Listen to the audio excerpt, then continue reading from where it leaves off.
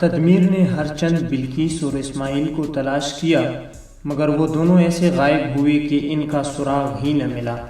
جب یہ لوگ انہیں تلاش کرتے کرتے تھک گئے، تب مجبور ہو کر روانہ ہوئے اور سیدھا قرطبہ کی طرف چل پڑے۔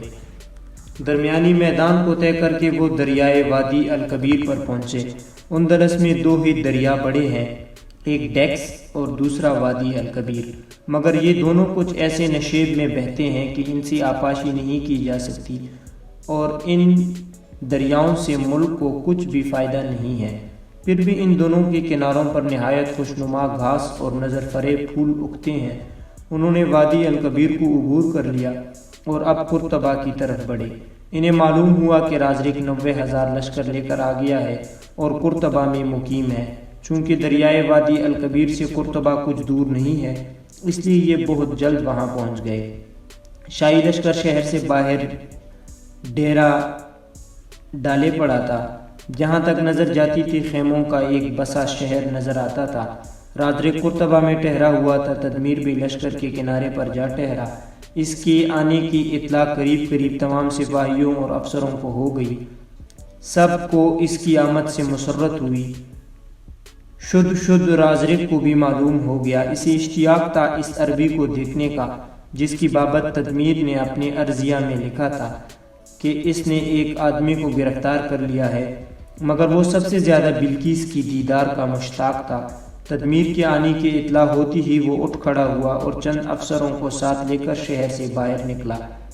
اس کے باہر آتی ہی سارے لشکر میں ہلچل مچ گئی۔ سب ہوشیار اور مستعد ہو گئے، چونکہ یہ کسی کو بھی خبر نہ تھی کہ بادشاہ کیوں باہر آیا ہے، اس لیے کوئی یہ نہ کہہ سکتا تھا کہ وہ لشکر میں کس طرف سے آئے گا۔ اس لیے تمام فضولیات چھوڑ چھاڑ کر استقبال کے لیے مستعد ہو بیٹھے۔ رازرک نے لشکر میں آتے ہی دریافت کیا کہ تدمیر کہاں آ کر ٹھہرا ہے۔ ایک افسر نے اسے بتا دیا اور وہ اسی طرف روانہ ہو گیا۔ کسی نے تدمیر سے جا کر کہا بادشاہ اس طرف آ رہا ہے۔ وہ جلدی سے جنگی لباس پہن کر خیمے سے نکلا اور بادشاہ کی طرف چل پڑا، لیکن اسے چلنے میں دیر ہو گئی اور ابھی وہ اپنے لشکر سے باہر بھی نہ نکلا تھا کہ سامنے سے رازرک اور اس کی ساتھی گھوڑوں پر سوار آتے ہوئے نظر آئے۔ تدمیر وہیں کھڑا ہو گیا اور جب بادشاہ اس کے پاس آیا تو اس نے گھوڑے کی زین پر سجدے کی شان سے جھک کر سلام کیا۔ رازرک نے رک کر دریافت کیا، پھر تو تمہارا مقابلہ اس عجیب قوم سے نہیں ہوا جس کا تذکرہ تم نے اپنے عرضیہ میں لکھا تھا؟ تدمیر نہیں حضور۔ رازرک آخر وہ لوگ آئے کہاں سے ہے؟ تدمیر حضور کوئی نہیں جانتا کہ وہ آسمان سے اتر آئے ہیں یا زمین کے اندر سے پیدا ہو گئے ہیں۔ رازرک کتنے لوگ ہیں وہ؟ تدمیر میں نے صحیح اندازہ تو نہیں کیا، لیکن 7-8 ہزار سے زیادہ نہ ہوں گے۔ رازرک نے مسکرا کر کہا بس صرف اسی قدر ہیں؟ تدمیر جی ہاں، لیکن وہ اتنی بھی بہت کافی ہے۔ رازرک اس لیے کہ تم انہیں زیادہ بہادر سمجھتے ہو۔ تدمیر بہادر؟ جہاں پناہ میں نے آج تک ان سے زیادہ شجاع اور بہادر لوگ دیکھے ہی نہیں۔ رازرک خوب لڑتے ہیں وہ؟ تدمیر ایسے لڑائی میں مشغول ہوتے ہیں جیسے کہ کوئی کھیل کھیل رہے ہیں۔ رازرک گویا لڑائی کو تفریح سمجھتے ہیں۔ تدمیر یہی بات ہے حضور۔ رازرک وہ پیدل تھے یا سوار؟ تدمیر عالم پناہ پیدل تھے، مگر ہمارے گھوڑوں سے مطلق نہ ڈرے۔ رازرک اس جنگ میں تمہارے کتنے آدمی مارے گئے؟ تدمیر اس کا بھی صحیح حساب نہیں لگایا جا سکتا، مگر خیال ہے کہ 12-13 ہزار عیسائی مارے گئے۔ رازرک اور ان کے کس قدر مرے؟ تدمیر حضور وہ مرنا کہاں جانتے ہیں، وہ تو ایسے بلائے ہیں کہ شاید موت بھی ان سے ڈرتی ہیں۔ میں نے تو ایک کو بھی مرتے نہیں دیکھا۔ رازرک عجیب بات ہے یہ تو۔ تدمیر ان کی تمام باتیں حیرت انگیز ہے۔ رازرک تم نے ان کا ایک آدمی ہی گرفتار کیا؟ تدمیر وہ بھی بڑے مشکل اور تدبیروں سے۔ رازرک شاید وہ تمہارے نرغے میں آ پہنچا۔ تدمیر جی ہاں، جب ہمیں شکست ہوئی تو میں 50-60 آدمیوں کو ساتھ لے کر بھاگا اور اپنے خیمے پر پہنچا تاکہ بلقیس کو لے کر بھاگ پڑوں، لیکن رازرک مگر اس عجیب قوم کے عجیب لوگوں نے تمہارا راستہ روک لیا۔ تدمیر نہیں حضور، بلکہ ان میں سے ایک نوجوان بلقیس کو لے کر خیمے سے باہر نکلا۔ رازرک گویا وہ بلقیس کو لے جانا چاہتا تھا۔ تدمیر جی ہاں۔ رازرک اور بلقیس؟ تدمیر وہ بھی اس کے ساتھ جانے پر آمادہ نظر آتی تھی۔ رازق: اچھا پھر کیا ہوا؟ تدمیر: جب ہم سب پہنچے تو وہ لڑنے مرنے پر تیار ہو گیا۔ رازق انتہائی حیرت سے: وہ تنہا اتنے آدمیوں کے مقابلے پر آمادہ ہو گیا؟ تدمیر: نہ صرف آمادہ ہو گیا بلکہ لڑنے لگا۔ رازق: بڑی تعجب کی بات ہے۔ تدمیر: حضور تعجب کی بات یہ ہے کہ اس اکیلے نے ہمارے 21 آدمیوں کو مار ڈالا۔ رازق: جب تو واقعی وہ بہادر لوگ ہیں۔ تدمیر: اور کمبخت خود زخمی تک نہ ہوا۔ رازق: پھر تم نے اسے کیسے گرفتار کیا؟ تدمیر: میں نے بلقیس کو جا پکڑا۔ بلقیس نے چیخ ماری تو وہ چیخ کی آواز سنتی ہی بے قرار ہو گیا اور میری جانب لپکا اور جو لوگ اس پر حملہ کر رہے تھے ان کی طرف سے غافل ہو گیا۔ پھر سپاہیوں نے فوراً اسے دبوچ لیا۔ رازق: بہت خوب تدبیر کی تم نے۔ اچھا چلو میں ان کو دیکھنا چاہتا ہوں۔ تدمیر: لیکن وہ ہے کہاں حضور؟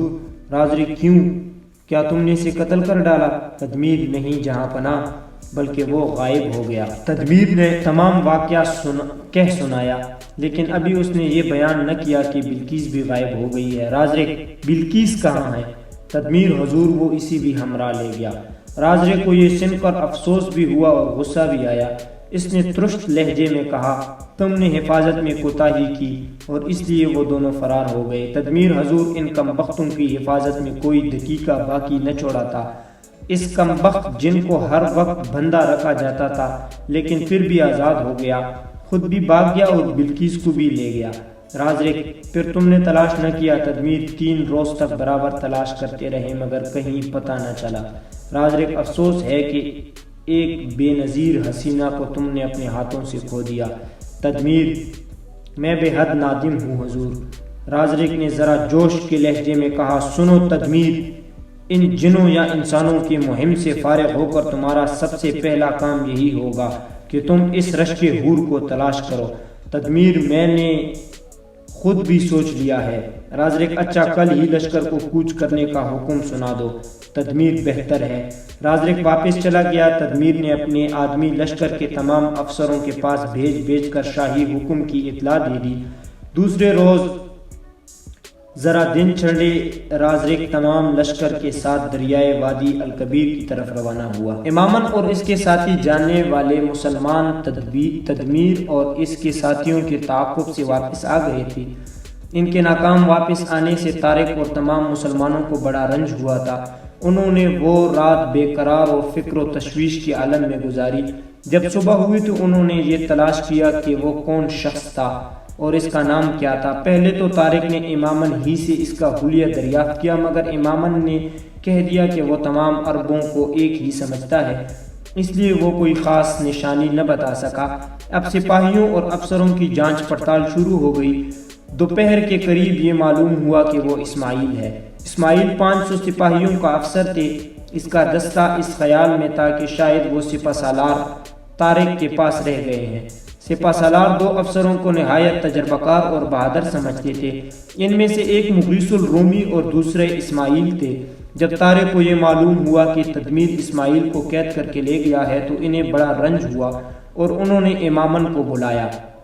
جب وہ آ گیا تو اس سے دریافت کیا: امامن، کیا تم بتا سکتے ہو کہ تدمیر کس طرف بھاگ کر گیا ہے؟ امامن: نہیں حضور، میں کل اسے ہر جگہ تلاش کر آیا جہاں اس کے ہونے کی امید تھی مگر وہ کہیں بھی نہ ملا۔ طارق: کچھ خیال ہے کہ وہ کہاں بھاگ کر جا سکتا ہے؟ امامن: میرے خیال میں وہ قرطبہ جائے گا۔ طارق: قرطبہ یہاں سے کتنا دور ہے؟ امامن: بہت دور ہے حضور۔ طارق: راستے میں کون کون سے شہر اور بڑے بڑے مقامات پڑیں گے؟ امامن: حضور الجزائر ہے، شڈونہ ہے۔ طارق: کیا اس طرف فوجی چھاؤنیاں ہیں؟ امامن: نہیں حضور۔ طارق: کوئی قلعہ ہے؟ امامن: قلعہ بھی کوئی نہیں ہے۔ طارق: کیا اس طرف جنگجو لوگ آباد ہے؟ امامن: حضور سارے عیسائی اگر جنگجو نہیں بھی تو خون خوار ضرور ہے۔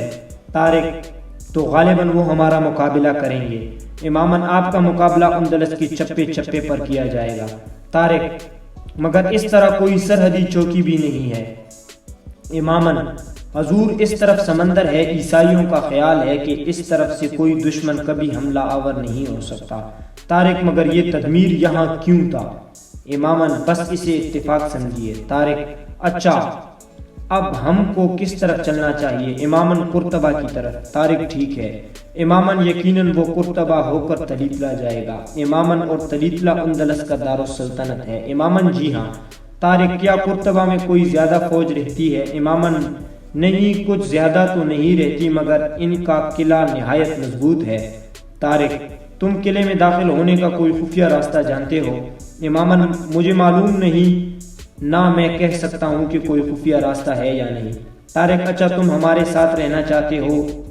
کیا ارادہ ہے؟ اماماً میں نے آپ کے دامن میں پناہ لے لی ہے، اب میں آپ کو چھوڑ کر کہاں جا سکتا ہوں؟ طارق افسوس ہے کہ تمہاری لڑکی ہاتھ آ کر نکل گئی۔ اماماً حماقت مجھ سے ہی ہوئی حضور۔ طارق کیا؟ اماماً میں جلدی میں صرف ایک مسلمان کو لے گیا۔ طارق بے شک یہ غلطی ضرور ہوئی تم سے، اگر تم کم از کم ایک دو مسلمان اور لے جاتے تو پھر تمہاری لڑکی بھی مل جاتی اور ہم بھی ایک مسلمان کی گرفتاری کا صدمہ برداشت نہ کرنا پڑتا۔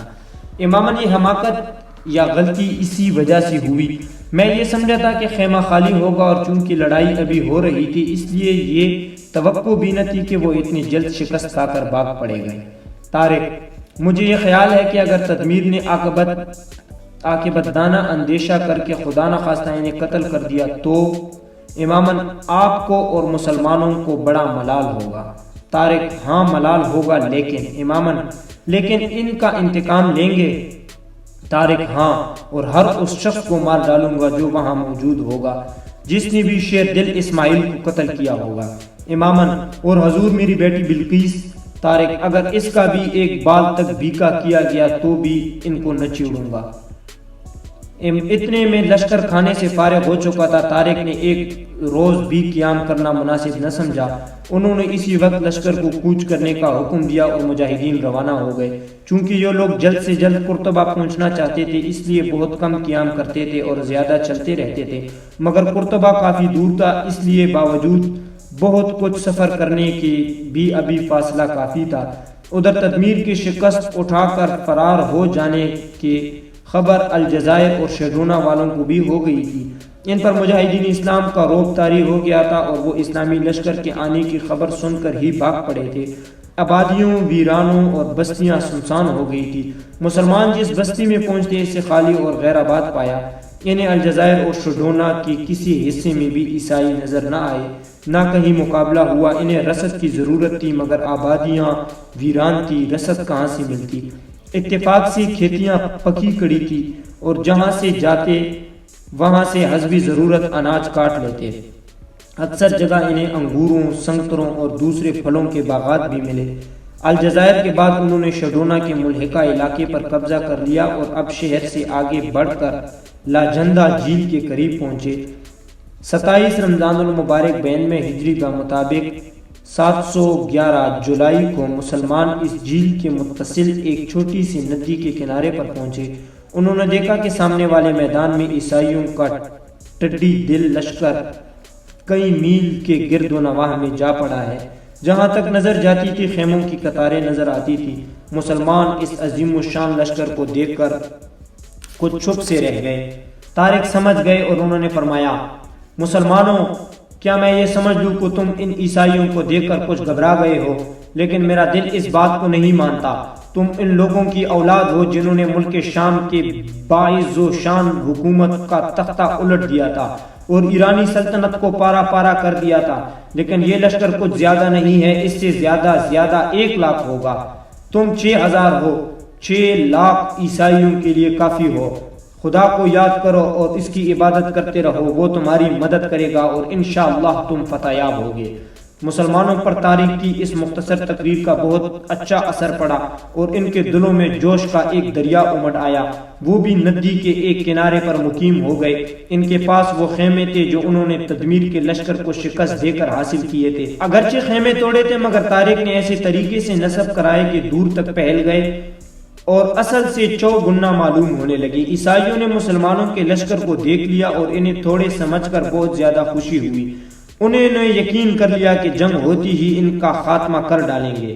رات مسلمانوں نے بڑی بے چینی سے بسر کی۔ ان کا خیال تھا کہ عیسائی میدان جنگ میں نکلیں گے، لیکن عیسائی نہ نکلے، لہذا مسلمان بھی لشکرگاہ میں مقیم رہے۔ رات کو چاند ہو گیا۔ اگلے دن عید تھی، مگر یہاں انہیں عید کی خوشی ایسی نہ تھی جیسے کہ اپنے وطن میں ہوتی تھی۔ صبح کو انہوں نے عید کا دوگنا ادا کیا۔ اس روز بھی عیسائی صف بستہ نہ ہوئے۔ مسلمانوں نے بھی میدان جنگ میں صف بستہ ہونا ضروری نہ سمجھا، لیکن عیسائیوں کے میدان میں نہ آنے سے طارق نے یہ سمجھ لیا کہ وہ کسی اور لشکر کا انتظار کر رہے ہیں۔ اتفاق سے اسی روز عصر کے بعد مسلمانوں کی پشت کی جانب سے غبار اٹھا۔ مسلمانوں نے سمجھ لیا کہ یہی وہ لشکر ہے جس کی آنے کا عیسائی انتظار کر رہے تھے۔ مسلمان ان کا مقابلہ کرنے کے لیے تیار ہو گئے۔ تھوڑی ہی دیر میں غبار چھٹ گیا اور آنے والوں کی صورتیں اور لباس نظر آنے لگے۔ یہ سب پیدل تھے اور عربوں کا لباس پہنے ہوئے تھے۔ مسلمان ان کو دیکھ کر خوش ہو گئے اور انہوں نے اللہ اکبر کا غلغلہ انداز نعرہ لگایا۔ جب وہ قریب آئے تو تمام مسلمانوں سے بغلگیر ہوئے۔ طارق اور ان کے ساتھیوں کو معلوم ہوا کہ یہ لشکر موسیٰ بن نصیر نے ان کی امداد کے لیے بھیجا ہے۔ یہ لشکر 5000 تھا، اب مسلمانوں کی تعداد تقریباً 12000 ہو گئی۔ یہ لشکر بھی آ کر فرد و کش ہو گیا اور مسلمانوں نے وہ رات نہایت مسرت سے بسر کی۔ دوستو یہ تھی آج کی ایپیسوڈ، امید کرتا ہوں آپ کو پسند آئی ہوگی۔ جانے سے پہلے گزارش ہے کہ ویڈیو کو لائک کریں، چینل کو سبسکرائب کریں تاکہ آپ کو بر وقت اپڈیٹ ملتی رہے۔